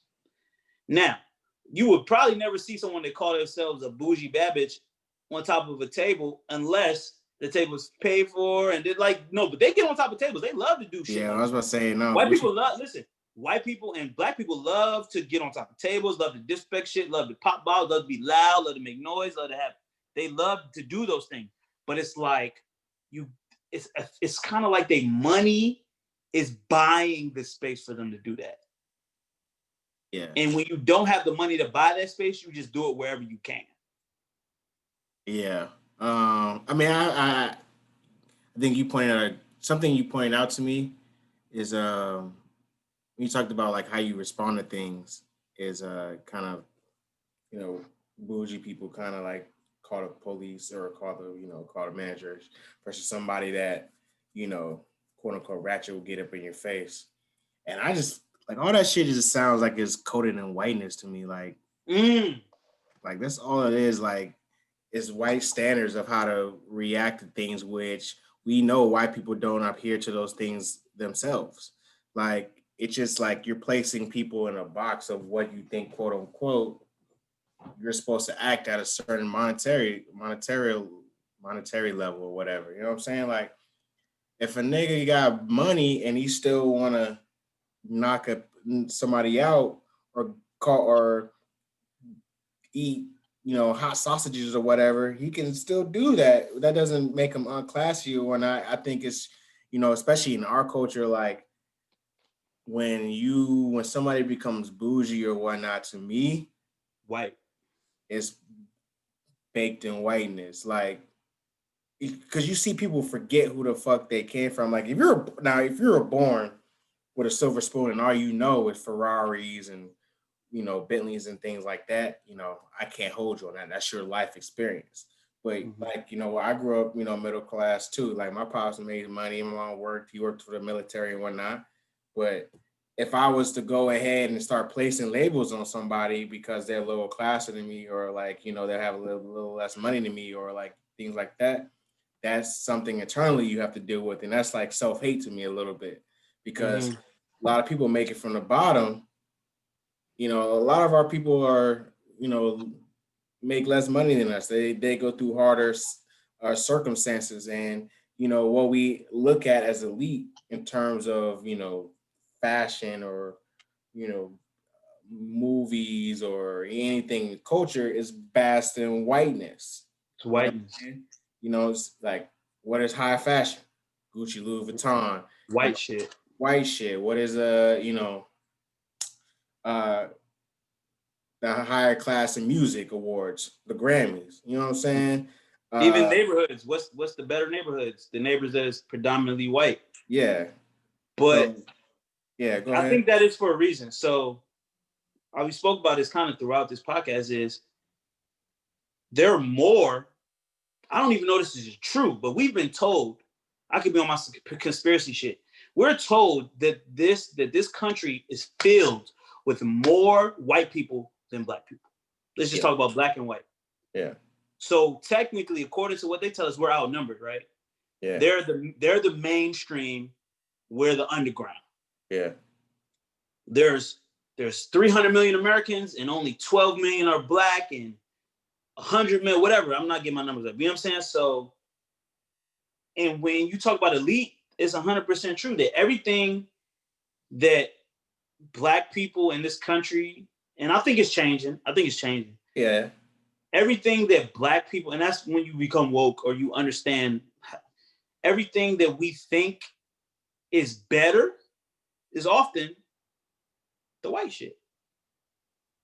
But that's because systematically things have been done to make it so, and Martin Luther King has a great speech. If you look up the definition of white, it's talking about pure, it's talking about unadulterated, good. You look up the definition of black, it's bad, evil, dark. Yeah. That is purposeful. So when you think of clean, you don't think of black. Yeah. You think of white. You think of pure. We just talking about coke earlier. Pure cocaine is white. Yeah. If it's adulterated, if it's stepped on, whatever, it's off white. It's not pure. So, but Martin Luther King tried to say it's been given to us, and we've been told this forever. So when people do get money, when we get money, are we going to become those people that think that the thing that's going to make me better than people is everything that is the opposite of what blackness is? The ratchet, the dancing, the loud music, the movements, the liquors, the food. We're going to be like, oh, we don't eat that anymore. Oh, we don't listen to that anymore. Oh, I don't go there anymore. Exactly. Or I don't, weird like, you know what I'm saying? Is that what's going to make us elite? It's weird to me, bro. Like, and it's talking about the restaurant owners, like, I want to do this for the culture. Well, the culture is loud music, ass shaking. The culture is Hennessy, chicken wings, and ass. Like, you know what I'm saying? Like, you can't say you're doing something for the culture when it's, what the culture is. Like, what our culture is. And if you're trying to do something different, masked in whiteness, and try to put it off on the culture, that's anti-black to me. Like, you know what I'm saying? Now, he could be right in saying, like, I don't want you to twerk on my fucking couch or whatever, because that's decency. That's being a person that understands my shit. So, think about this, though. In all of that, like, blackness being bad and whiteness being good, there are a lot of things within blackness that is 100% negative that we have made cool. Whether it be the violence against each other, selling drugs to one another. That's not even the two things I was thinking about. But it's a lot of, like, not being smart, not studying, not reading, not like things like that have nothing to do with the color of your skin, have been made Yeah. bad. It's not cool in the black culture, in the culture.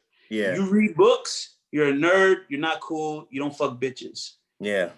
You don't care about your appearance before anything else, you're not black, you're not cool, you're not black, you're not in the know, you're not the culture if you don't care about how you look before what's in your bank account, or how well your kids are doing in school, Yeah. or if you're behind, if you're in credit card debt, or if you know what I'm saying, it's there. So I don't want the culture to there's things that's in the culture that need to be taken out. Yeah. Yeah, of course, in every culture, especially So ours. I don't mean, yeah, it's good yeah, to in be every culture. So, critical. but I don't want the culture to be still accepting of the fuckery that's in it. There's a lot of shit in that our community. And listen, that's a conversation for us to deal with. Yeah.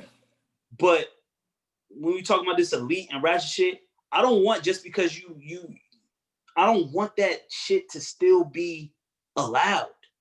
Yeah. I want that shit out too. I'm fine, bro. I love my people.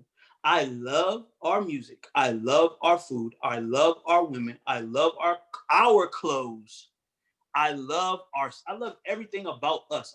The way we walk, the way we talk, but I don't like all the negative shit that we think makes us us. That's not us. Yeah, of course. And that's growth in terms of instead of just being elite. I think that's just you being aware and you're growing as an individual. Like, you know what? That's not fire. Like it was fire back, way back when I was childish and I didn't, you know, didn't grow. But that's smart. You should want that from your community, where we want kids to be stem cell. You want us to teach them. You want to teach our kids to go into STEM and be lawyers and doctors instead of just being hoopers and rappers and things like that. Being in marketing, you know what I'm saying? Like, I think that's just wanting your community to progress.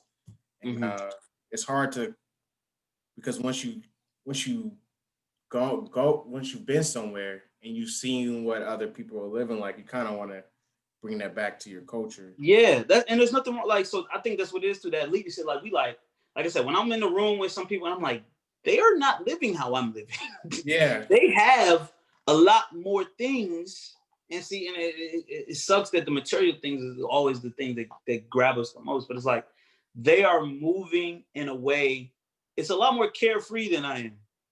They're not worried about breaking that bottle or breaking that thing. And it's like, it's a lot more lax. So I understand why that elitism is connected to the white shit, because the white people are the ones who have more of the resources. Yep. They are in place. They own the shit that allows them to be more relaxed. Black people can't be relaxed.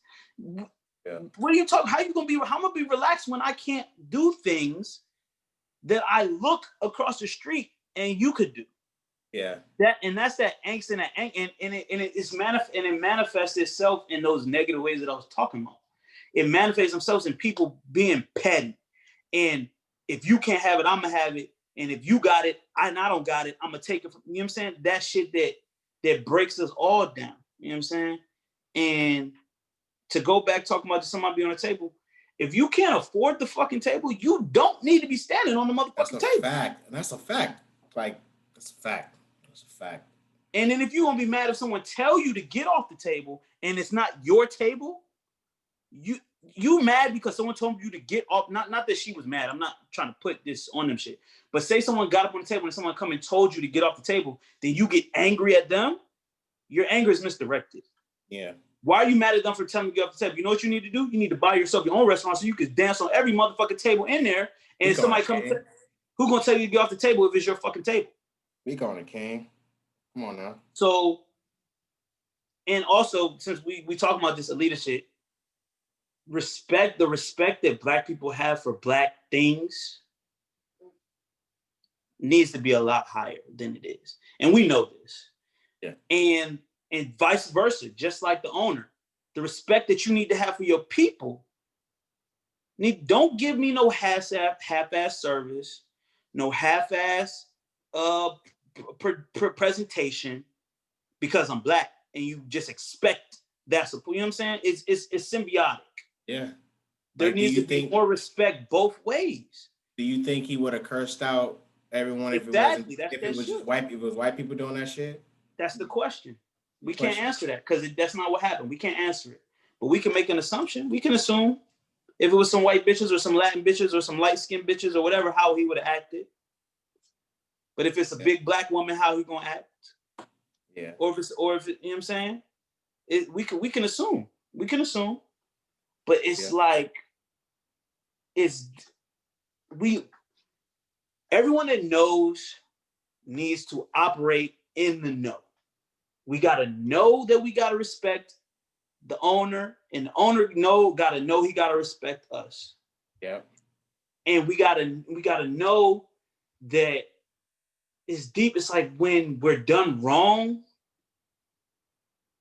not like in a personal level, but like if I go somewhere and I don't receive good service from a black person, I gotta know that it's not right for me to just lose my shit and cuss everybody out and break shit and then leave.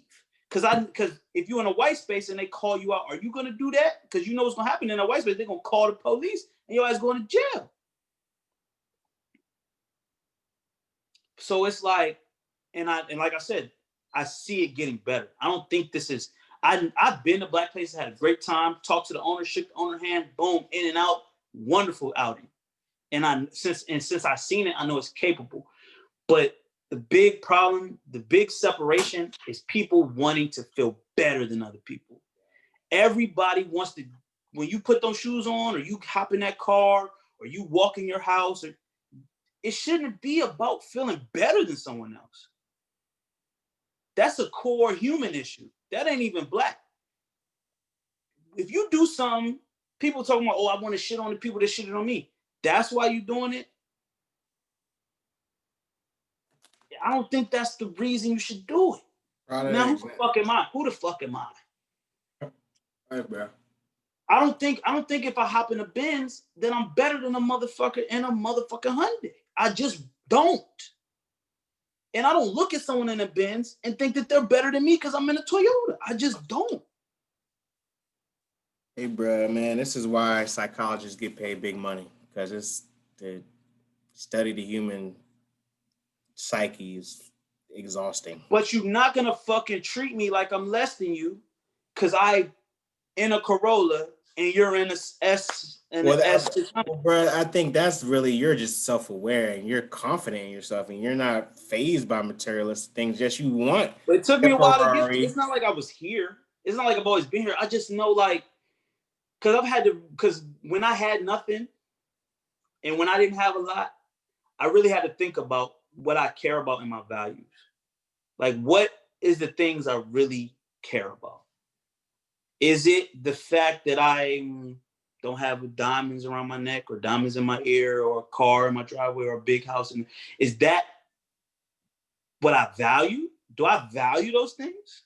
Or are those just things? Now, people, we watch, I don't know why I'm talking about this. Alicia made me think of the Housewives of Atlanta. Yeah. It made me think, like, people will do whatever just to feel like they're better than someone other than work harder. They want to do, they want to buy. Bro, keeping up with the Joneses. You know the term. You know the term, bro. And it's a human condition that I fall victim. I'm not sitting here acting like I don't think I'm better than some people. I'm not sitting here thinking that I'm not, the fact that I floss my teeth don't make me feel better than some people. It fucking do. The fact that I floss and some people don't floss, I'd be like, you're a dirty motherfucker who don't floss. You don't have baby wipes in your crib. I feel a little bit better than you. You wiping your ass with dry tissue. I'm sorry. So I exhibit it too, but I'm not gonna disrespect you because you don't wipe your ass with baby wipes. I might crack a joke on you, and you might feel like that's disrespect. But yeah, honestly, it's not coming to play. It might be coming from a place of superiority. But what makes someone more? That's my question to you. What makes someone more superior? At the minute level, nothing, because we're all made with the same organisms and atoms. So Nothing makes anybody more elite than Okay, anybody. so all these But people who are more quote unquote, in the society are in higher positions and can exert their power on people below them. I mean, if we took it in the sense of, I mean, to be honest with you, it's really, I guess, power influence makes somebody, I guess, more and more elite. Because there's motherfuckers with money that you just been born with money, or you hit a lick on a fucking investment or something like that that made you money. But if you want to talk about what really makes niggas elite, it's really about like the type of influence you have on certain things. Like, There you go. you know what I'm saying? If you walk in a room, shit don't stop, shit don't start or stop without you giving the okay. Or like if you say we not fucking with so and so over there, shit really stop. You know what? So I you have can be elite. You could be elite in your own hood, and this doesn't have to do anything about being elite in the world sense of running corporations. If you the king of your block. I got it. This is the word. Benevolent. The word. If your benevolence will make you elite. That's what it is for me. Because you talking about rulers. What makes a king what makes a man a tyrant and what makes him a benevolent king is how you treat people. Benevolent means well-meaning and kindly, or of an organization serving a charitable rather than profit-making purpose. So that benevolence, how you actually treat people, is what makes you elite to me. If you a millionaire and you treat people like shit, I don't think you're elite. But if you're a millionaire and you walk in the room and you shake everybody's hand, you speak to everybody, you make sure everybody's okay. Like you said, you walk in the room and shit start to move because people are giving you that respect because you earn that respect. Yeah. They're not giving it to you just because them dollars. You could have stole that money. Like I said, you can hit a lick. You can just hit a lick, and now you win a lottery and you a multi-millionaire. That don't mean shit. That's why it got to be deeper than the money. It got to be deeper than the money, because the money ain't equivalent. It's not equivalent. It don't equal the man. It really don't. It don't equal the woman.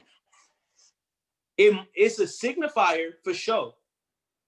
It's a signifier because I know good people that have done well for themselves and are successful and have the money to show for it. But it's not the metric. It's not. It's not the metric for no elite motherfucker. It ain't the metric for a ratchet motherfucker, because there's some ratchet rich motherfuckers. Charlie Sheen, fucking all them motherfuckers raw, giving people AIDS. He a ratchet motherfucker. I love my people, man. I love my people, and we will rise again. We rising up. Listen, that was a good conversation, bro. I mean, that's still like we could probably go even further and spend another. But I just want people. That awareness of acting, of looking, of surveying the room, and acting accordingly is so undervalued.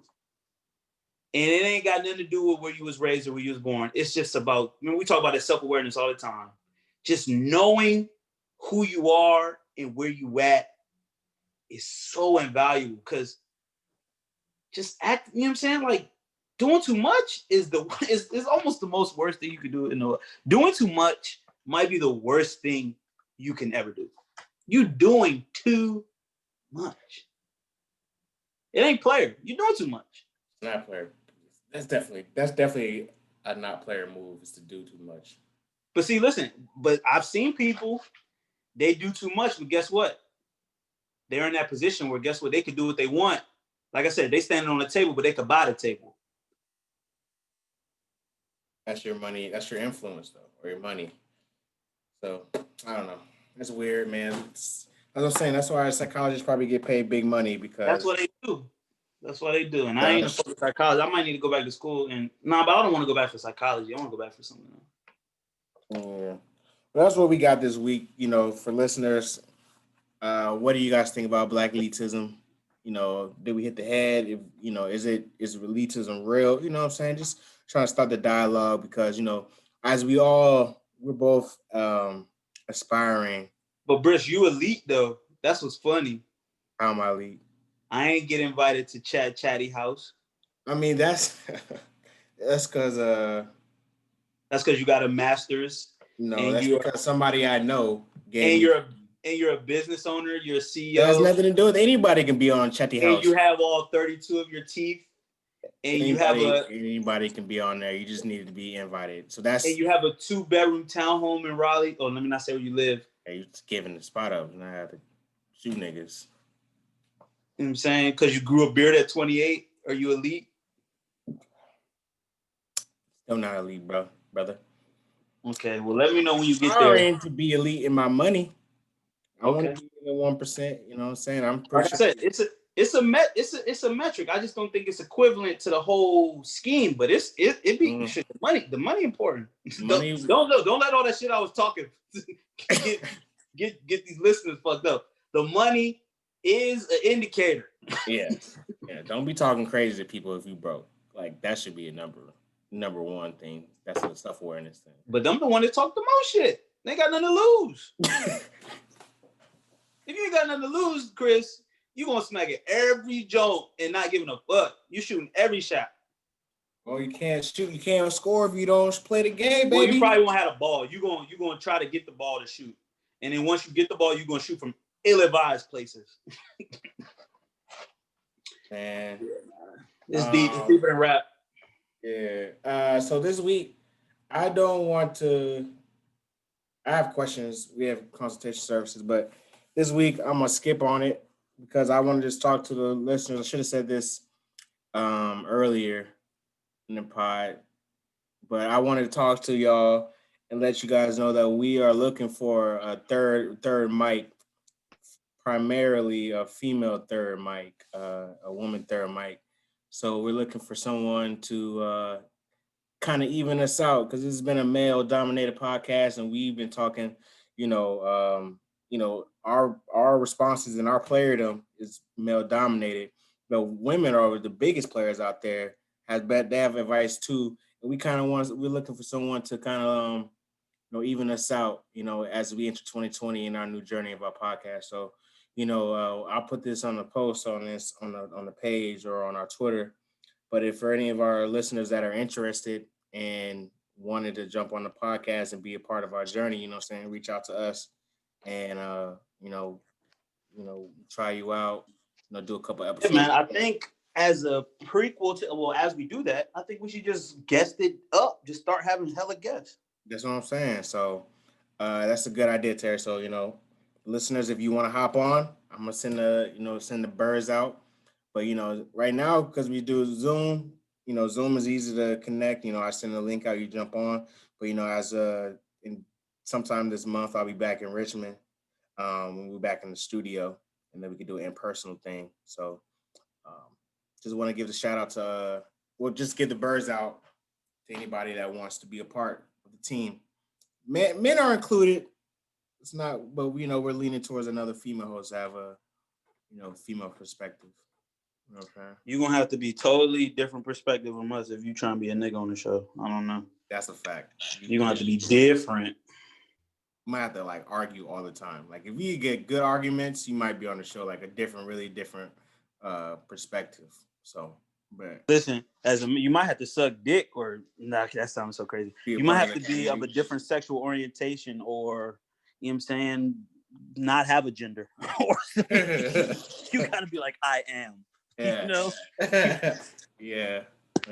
So we'll skip the questions for this week. But Terry, do you have anything to close us out with?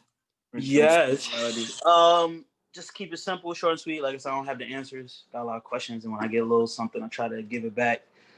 Energy. We hear about energy a lot. People talk about it. It's very captionable. But I want everyone to focus, especially this week, in going on and leaving 2020, going to 21, on places that you put your energy. It's just like the things you water, the things that you give your attention to. Those are the things that are going to grow in your life. And energy is so important. And it's something that when I focus on a lot, I definitely am able to have a more pleasant existence on earth.